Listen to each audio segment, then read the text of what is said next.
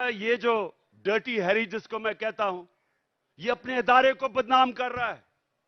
ये एक ऐसा आदमी है जो साइकोपैथ है। ये नॉर्मल आदमी नहीं है, ये हैवान है।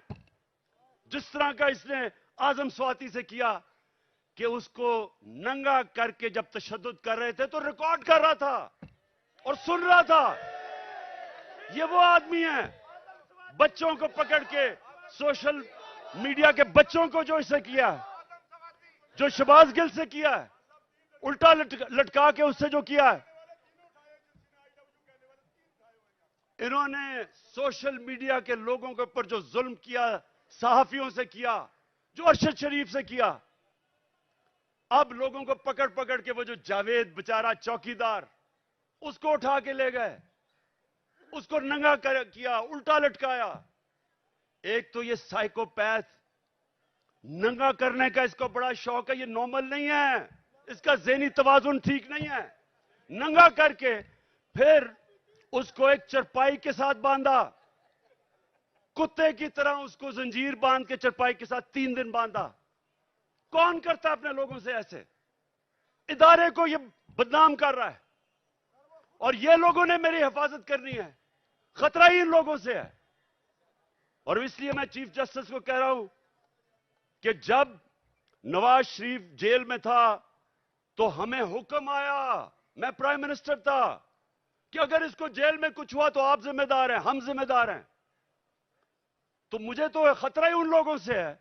और मुझे कभी उधर जा रहा हूं, कभी किसी अदालत में, तो मैं आज चीफ जस्टिस साहब को इसके ऊपर लिखूंगा कि कौन जिम्मेदार है कि जब बार बार मुझे ये जाली केसेस पे बुला रहे हैं।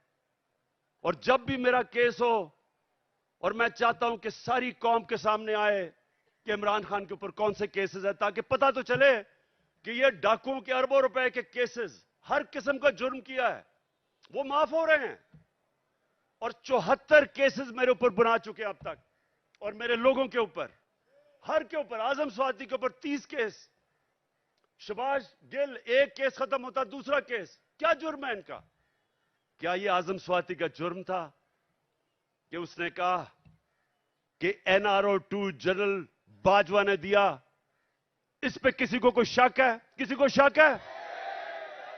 तो सच बोलने के ऊपर तशद्दुद, 34 केसेस, कभी किधर जा रहा है, कभी सिंध जा रहा है, कभी बलोचिस्तान जा रहा है। क्या ये पाकिस्तान का आज इंसाफ का निजाम है? और यही होना था जब चोरों को बाजवा ने ऊपर बैठा दिया, हमारे मुजरिमों को। तो मैं अपनी आज सारी कौम को कह रहा हूं, जो आगे, जब तक मेरी कौम इस जुल्म का मुकाबला नहीं करेगी, आगे आपके और आपके बच्चों का मुस्तकबिल अंधेरे में है।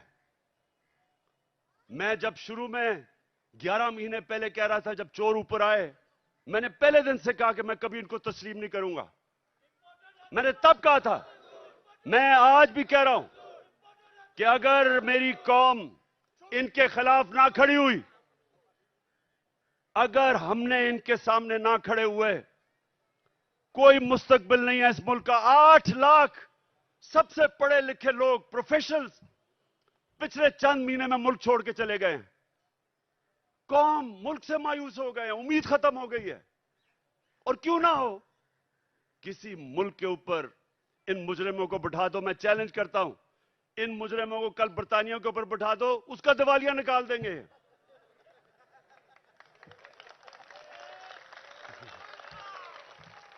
मैं आखिर में सुने, मैं आप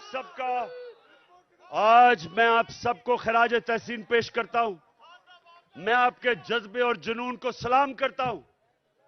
और मैं आप सबको ये बताना चाहता हूं कि जितना हम सब आपको देख रहे थे जब आप जेलों में थे, जो आपको पकड़ रहे थे, आपने मेरी सारी पार्टी का सर फख्र से ऊपर कर दिया। बहुत बहुत शुक्रिया। नायब जरूरी ऐलान सुने। आप आज के बाद, खान साहब ने कहा है ये मेरा जांबाज स्क्वाड